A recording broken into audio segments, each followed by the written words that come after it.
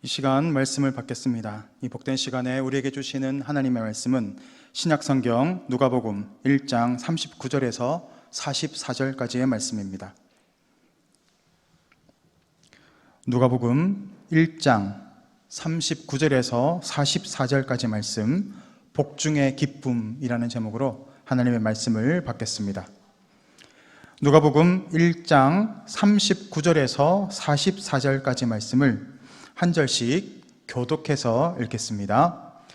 이때 마리아가 일어나 빨리 산골로 가서 유대 한 동네에 이르러 사가랴의 집에 들어가 엘리사벳에게 문안하니, 엘리사벳이 마리아가 문안함을 들으매 아이가 복중에서 뛰노는지라 엘리사벳이 성령의 충만함을 받아 큰 소리로 불러 이르되, 여자 중에 내가 복이 있으며 내 태중의 아이도 복이 있도다.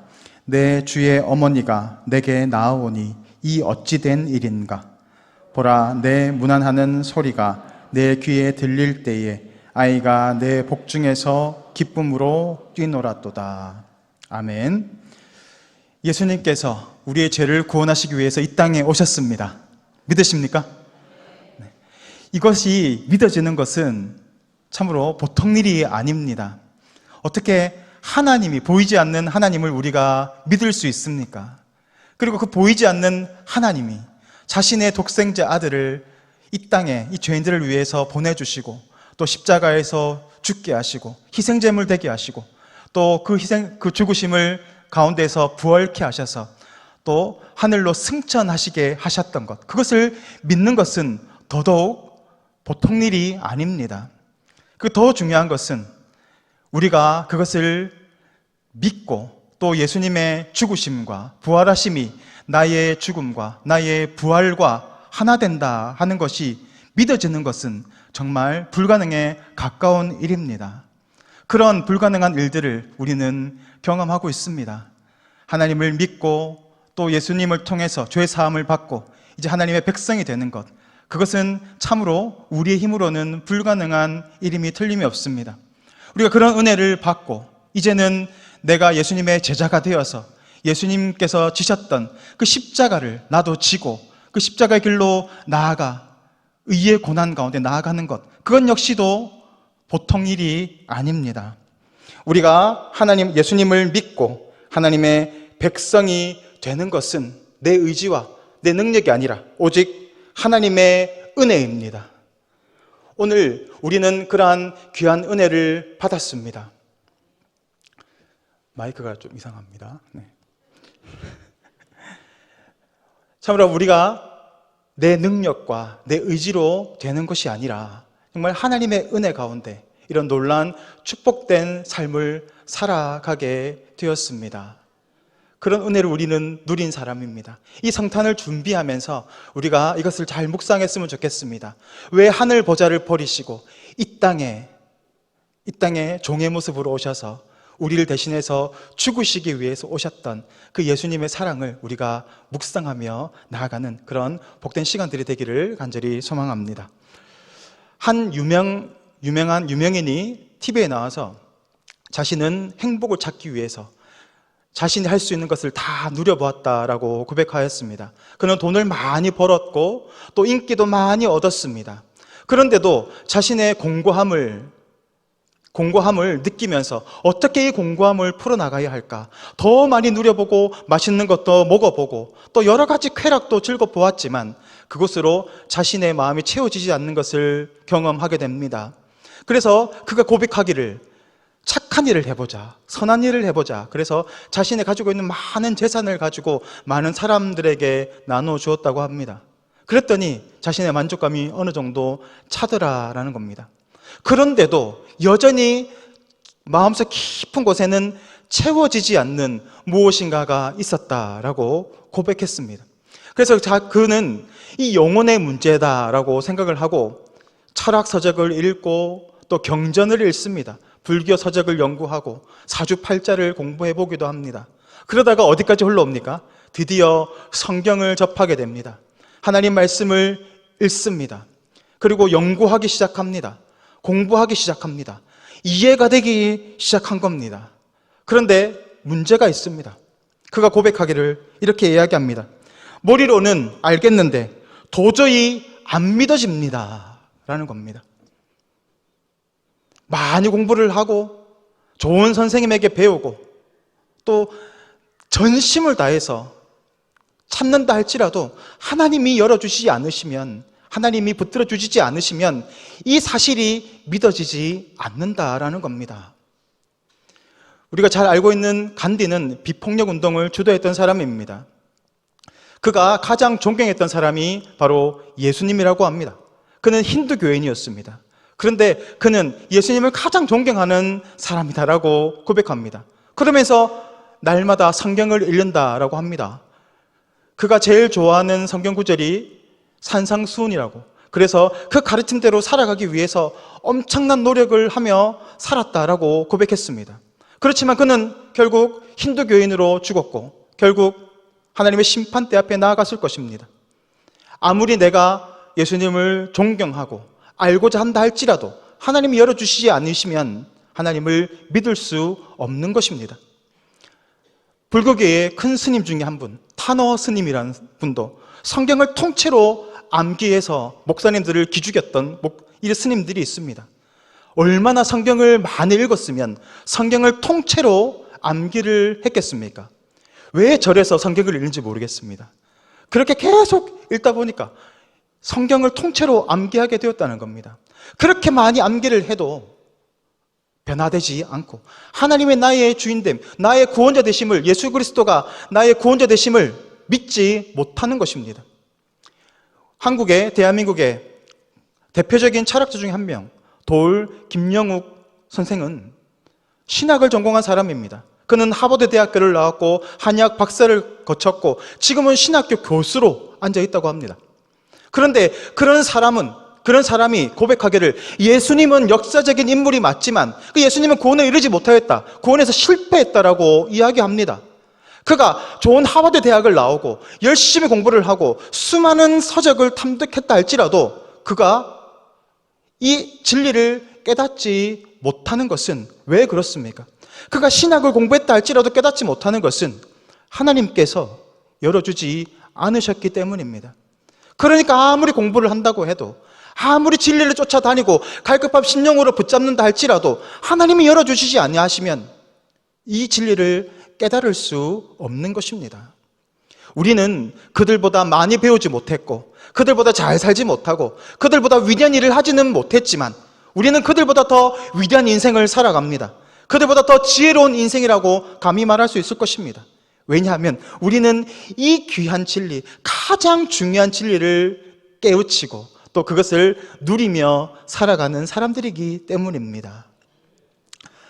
성경을 보면 천사가 나타나서 수태고지를 한 사람들이 몇 명 나옵니다. 대표적으로 3명이 있습니다. 삼손의 아버지 마누아가 있고요. 그리고 오늘 우리가 읽었던 엘리사벳, 사가랴 부부의 아들 세례 요한의 부모님에게 나타나서 가르쳐 주신 것이 있었고, 그리고 우리가 잘 알다시피 요셉과 마리아에게 나타나셔서 예수님이 나타나실 것을 천사가 알려주었습니다. 이들의 공통점이 있습니다. 이들의 공통점은 다 아이를 갖지 못한 상태였다라는 겁니다. 물론 마리아는 그렇지 않지만 처녀의 몸으로 잉태하게 되었지 않습니까? 그런 면에서 아이를 가질 수 없는 상황 속에서 하나님의 역사하심을 통해서 아이를 갖게 되었다라는 공통점을 가지고 있습니다. 이것은 무엇을 이야기할까요? 하나님은 그 생명을 창조하시는 분이심과 동시에 그 창조하신 생명을 하나님은 그 인생 가운데 동행하시고 인도해 가시고 그를 사용하시고 결국 구원으로 이끌어 가시는 그런 분이심을 보여주고 있는 것입니다. 삼손이라는 인물이 어떤 인물입니까? 그는 비범한 능력을 가지고 태어났습니다. 그리고 그 당시 압제당하고 있던 블레셋에서 이스라엘을 건져내는데 사용된 사람입니다. 그러나 그가 자기 힘으로 자신의 힘을 발휘했을 때 그는 실패한 인생으로 살아가고 조롱거리가 되었습니다. 그러나 하나님은 실패한 그 삼손을 들어 쓰셔서 삼손을 통해서 놀라운 일을 만들어 가시고 결국 블레셋의 손에서 이스라엘을 구원해 내시는 구원자로 그를 사용하여 가신 것입니다. 구원의 주체가 누구입니까? 오늘 세례 요한이 등장합니다. 그 역시도 수태고지를 통해서 태어납니다. 그는 회개의 세례를 베풀었습니다. 죄의 사함의 세례를 베푼 것입니다. 자신의 죄를 회개하는 것입니다. 그 회개를 통하여서 구원의 길이 예비되었습니다. 그리고 예수님을 통해서 그 구원의 길이 회개하는 모든 자에게 온전히 임하는 놀라운 역사를 경험하게 하는 것, 이 구원의 길 역시도 그 주체가 누구라는 것입니까? 바로 하나님이심을 보여주고 있는 것입니다. 우리가 이 땅에 태어나고 또 이 땅에서 살아가고 결국 구원받고 또 심판받고 하는 것은 모두 하나님의 능력, 하나님의 주권 안에 있다라는 것을 성경은 이야기합니다. 오늘 두 명의 수태고지의 그 여인이 만남을 가지고 있습니다. 마리아가 자신의 잉태함을 소식을 듣고 빨리 달려가서 지금 남쪽 유다 지방으로 내려가고 있습니다. 그녀가 있었던 곳은 북쪽 나사렛 지방이었습니다. 짧지 않은 거리를 빨리 달려가서 지금 엘리사벳 집으로 찾아갔다라고 오늘 성경은 말하고 있습니다. 오는 과정 중에서 마리아는 아마도 엘리사벳이 임신을 했다라는 소식을 들었을 것입니다. 왜냐하면 이 사가랴와 엘리사벳의 임신 그 소식은 매우 그 지방의 큰 이슈거리였기 때문입니다. 천사가 나타나서 수태고지를 하고 또 사가랴가 제사하러 들어갔다가 벙어리가 되어서 나오지 않습니까? 그렇게 이런 소식들이 온 유대 지방에 퍼져 있었을 것입니다. 아마도 마리아는 그 소식을 듣고 기쁨으로 이 엘리사벳 집을 찾아갔을 겁니다. 반면에 엘리사벳은 마리아가 임신했다는 사실을 알았을까요? 성경은 말하고 있지는 않지만 아마도 몰랐을 것입니다. 왜냐하면 마리아는 지금 처녀의 몸입니다. 그것이 드러나게 된다면 누가 믿겠습니까? 그리고 이것은 아주 큰 정죄거리가 될 수 있기 때문에 아마 마리아도 입을 꼭 다물고 있었을 것입니다. 그런데 오늘 본문에서 보듯이 그 사실들이 드러나기 시작합니다. 어떻게 드러나고 있습니까? 엘리사벳의 배에 있는 그 아기, 세례 요한이 뱃속에 있었겠죠. 그 아기가 태중에서 뛰놀고 있는 것을 경험했던 것입니다. 오늘 이것을 기록하고 있는 누가는 의사입니다. 그가 아이가 태중에서 움직이는 것을 몰랐을 리가 없지요. 그런데 이렇게 기록하고 있는 것은 이 아이의 태동이 다른 것과는 달랐기 때문일 것입니다. 그래서 누가는 이 아기의 이 태동, 이 아기의 뛰놀물 이렇게 표현합니다. 표현할 때 말이나 송아지가 껑충껑충 뛴다라는 그 헬라어적 표현을 사용하고 있습니다.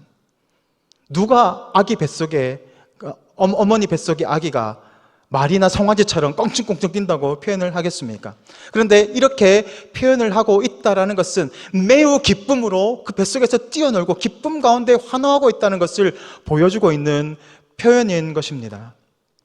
오늘 이 아이가 그것을 먼저 알아낸 것입니다. 어린 아이들이 아무리 복음을 전한다고 해서 이 아이들이 이것을 이해할 수 있을까? 유치부 아이들이, 영아부 아이들이 복음을 전한다고 이해할 수 있을까? 그런데 아닙니다. 그들이 이해할 수 있습니다. 왜냐하면 이 복음이라는 것은 모든 사람에게 구원해 주시는 하나님의 능력이 되기 때문입니다. 그래서 그 영혼을 터치합니다. 그렇기 때문에 이 엘리사벳에 있는 그 뱃속에 아직 6개월 정도밖에 되지 않은 그 세례 요한, 그 아기도 이 예수님의 메시아 되심을 알고 반응하고 있는 것입니다. 그래서 아까 우리 권사님이 기도했듯이 다음 세대를 위해서 우리는 계속해서 기도해야 합니다. 그들이 이 복음을 듣고 믿음으로 반응할 수 있도록. 얘들이 이해할 수 있을까? 그것이 아니라 하나님께서 만지시면, 하나님께서 붙들어 주시면 그들도 복음 가운데 반응할 수 있다라는 것을 믿음으로 우리 확인하시기를 원합니다. 그럼 날마다 다음 세대를 위해서 기도해 주시기를 부탁드립니다. 두 가지 부류의 사람이 있습니다.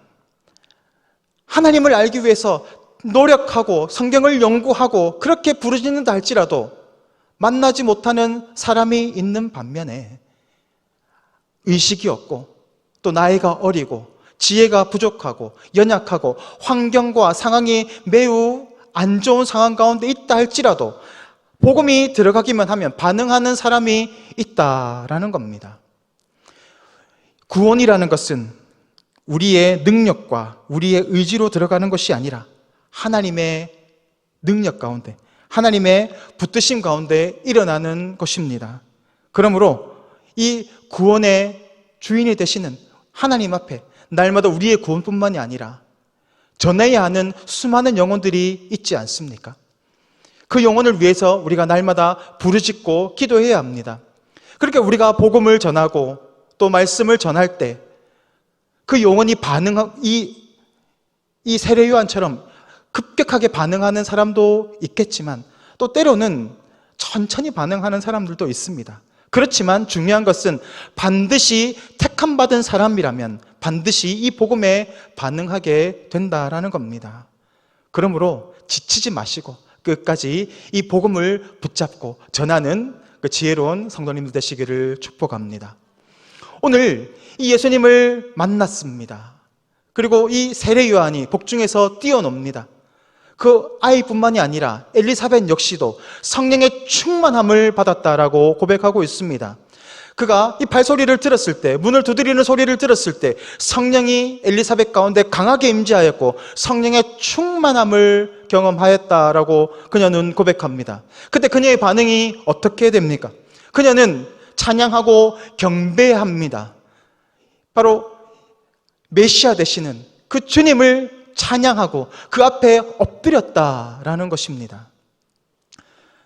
자석이 있습니다. N극이 있고 S극이 있습니다. 어떤 부분을 대면 자석이 탁 하고 달라붙습니다. 그런데 어떤 부분을 대면 자석이 밀려갑니다. 복음이 들어가고 예수님이 찾아갈 때 그 예수님께 탁 하고 잘 달라붙는 사람이 있고 밀어내는 사람이 있습니다. 오늘 이 엘리사벳은 어떤 사람입니까? 그 주님을 만났을 때 자신의 영혼이 반응하기 시작합니다. 하나님의 택하심을 받은 사람은 그렇습니다. 반면에 예수님께서 많은 사람들을 만나셨을 때 반대의 반응을 보이는 사람들도 있었지 않습니까? 어떤 사람은 고침을 받고 죄 사함을 받고 구원을 받았지만 어떤 사람은 예수님을 핍박하고 공격하고 죽이려고 달려들었던 부류들이 있습니다. 무엇을 이야기하고 있는 것입니까? 이건 역시도 택하심을 받은 사람, 그렇지 않은 사람이 있다라는 것을 보여주고 있습니다. 오늘 엘리사벳은 마리아 뱃속에 있는 이 아기 예수님을 만났을 때 성령의 충만함을 경험하였고 그 앞에 엎드리기 시작합니다. 그리고 그녀의 고백이 어떻습니까? 43절 말씀입니다. 내 주의 어머니가 내게 나아오니 이 어찌된 일인가? 라고 찬양하고 있습니다. 내 주님, 나의 주인의 어머니라고 지금 마리아를 높이고 있습니다. 분명한 것은 엘리사벳은 마리아보다 훨씬 나이가 많았습니다. 그런데도 이 마리아를 향해서 엎드리고 그를 경배하고 있는 것, 그것은 왜 그렇겠습니까? 성령이 임하시면 겸손한 모습으로 나아가게 된다는 것입니다. 성령은 겸손의 영입니다. 우리가 성령의 충만함을 받고 교만하다면 그것은 성령이 아닙니다. 그것은 잘못된 것입니다.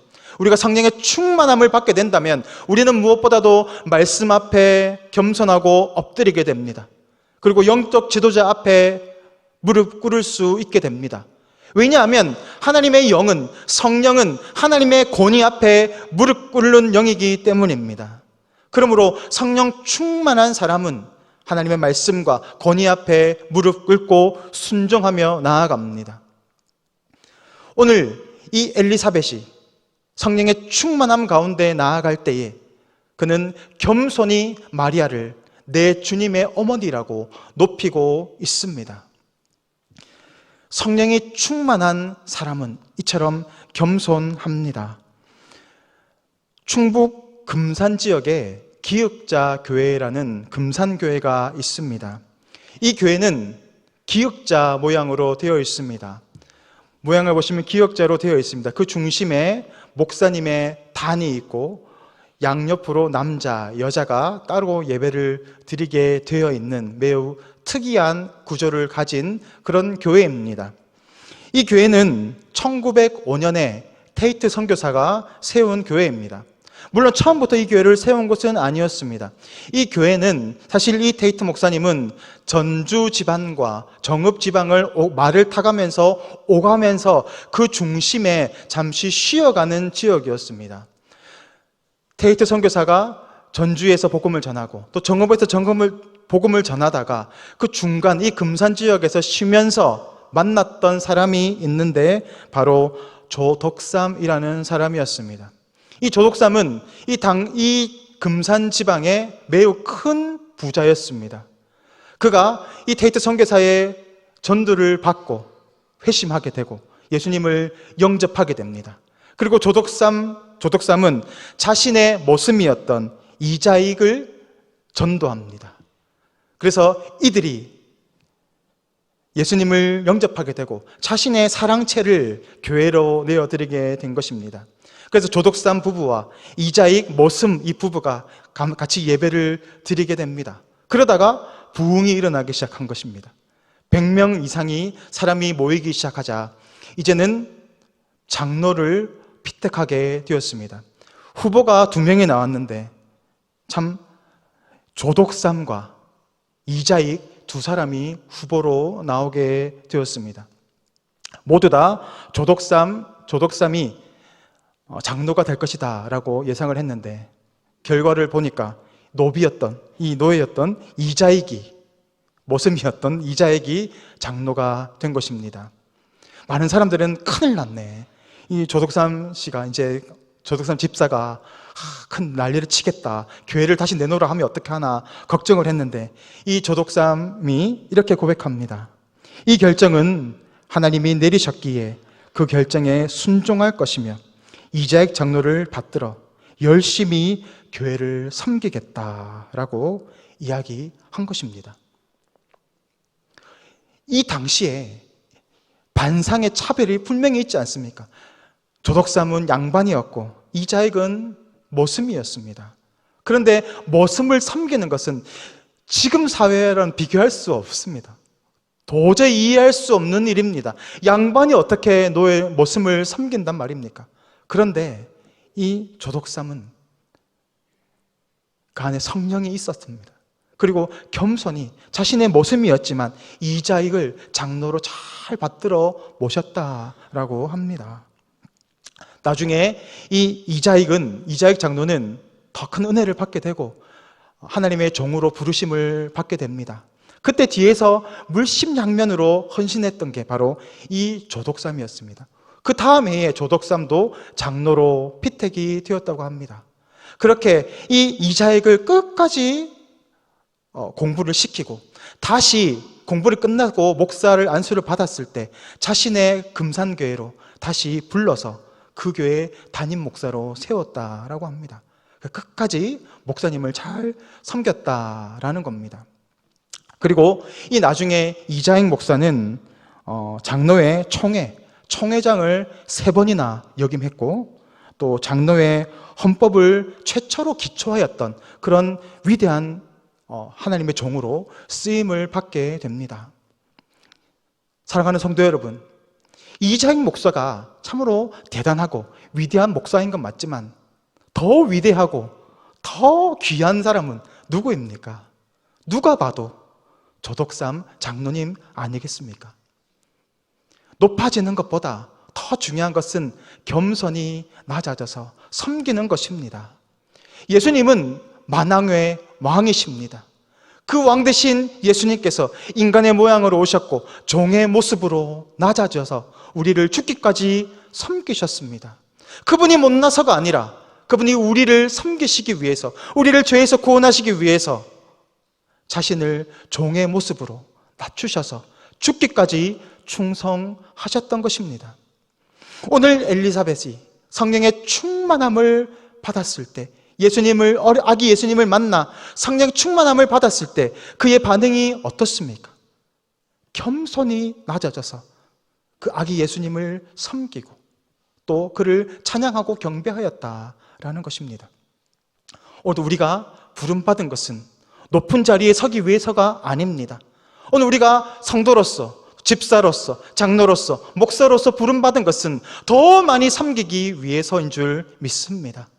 예수님께서 그러하셨던 것처럼 오늘도 우리가 그런 모습으로 살아가기를 원합니다. 나보다 남을 낮게 여기고 그를 높이고 세우고 또 그렇게 살려내는 그런 귀한 하나님의 복음의 도구로 사용되시기를 주님의 이름으로 축복합니다. 이 시간 다 같이 기도하겠습니다. 참 좋으신 하나님 아버지, 주님의 은혜를 감사를 드립니다. 죽을 수밖에 없었던 죄를 살려주시고 오늘도 죽기까지 충성하셔서 우리를 위하여서 하늘 구원의 길을 열어주신 그 주님의 은혜를 날마다 잊지 않고 나아가기를 원합니다. 우리도 주님의 그 모습을 닮아서 날마다 성령 충만하게 하여 주시고 겸손한 모습으로 나보다 남을 낮게 여기고 하나님의 나라를 위하여서 헌신하고 봉사하고 죽어가는 영혼들을 살리는 예수님의 그 뒤를 쫓아가는 제자의 삶을 살아갈 수 있도록 주님 역사하여 주시옵소서. 지금도 살아계셔서 역사하시는 주 예수 그리스도 이름으로 기도드리옵나이다. 아멘.